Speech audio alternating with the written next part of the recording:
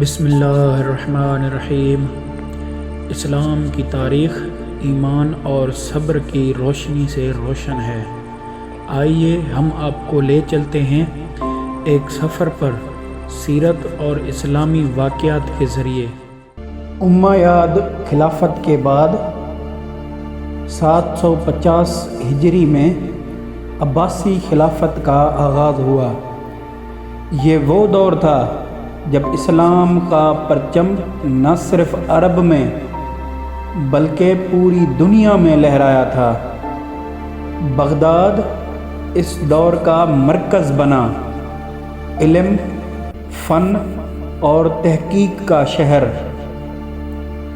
عباسی حکمرانوں نے علم کو سب سے زیادہ اہمیت دی۔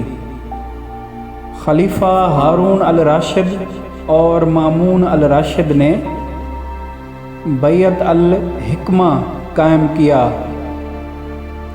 ایک ایسا مرکز جہاں دنیا کے بہترین علماء اور سائنٹسٹ نے کام کیا۔ اس دور میں علم و فکر کا دریا بہہ گیا۔ جب دنیا اندھیروں میں تھی، مسلمان سائنٹسٹ اور تھنکرز روشنی پھیلا رہے تھے،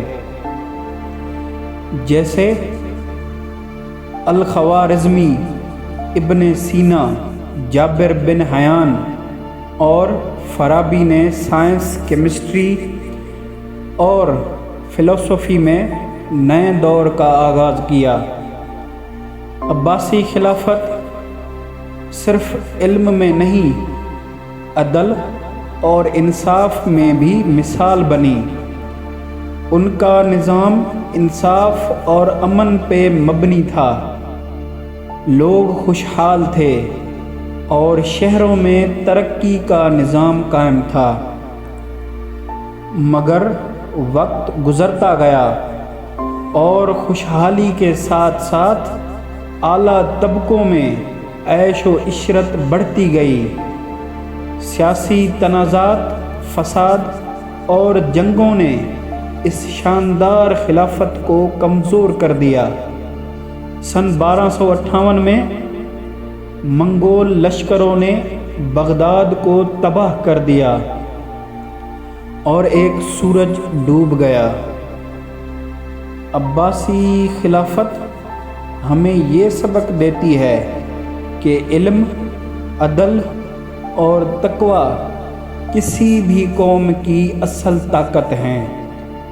جب یہ کھو جاتی ہیں تو سب سے بڑی سلطنت بھی زوال کا شکار ہو جاتی ہے۔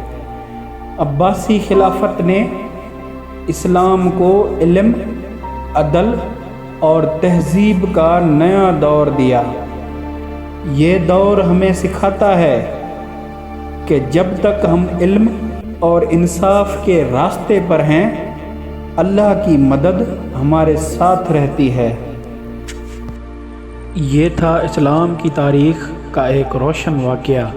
زیادہ معلومات کے لیے چینل کو سبسکرائب کریں اور بیل آئیکن پریس کرنا نہ بھولیے تاکہ روح کو روشن کرنے والی کہانیاں آپ تک پہنچتی رہیں۔